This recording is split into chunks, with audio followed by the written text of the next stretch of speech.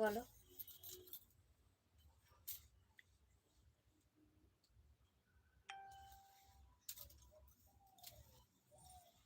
দেখো না বন্ধু, আমাদের ঘর দেখতে চাও না? দেখো আমাদের ঘরটা কতটা ছোট। এইটুকুন ঘরের মধ্যে থাকি।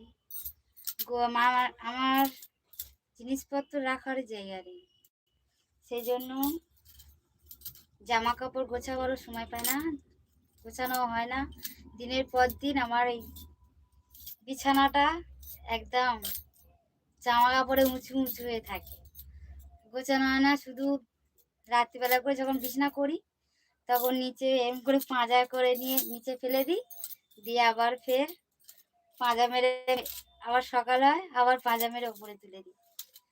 রাখবার জায়গা নেই, গোছাবার জায়গা নেই। এই একটা দড়ি, এই দড়ির মধ্যে রাখি একটি আনলা বানিয়ে নিয়েছি। ওই আনলাটা আমার বর করেছে। এই যে দেখো আনলাটা দেখো।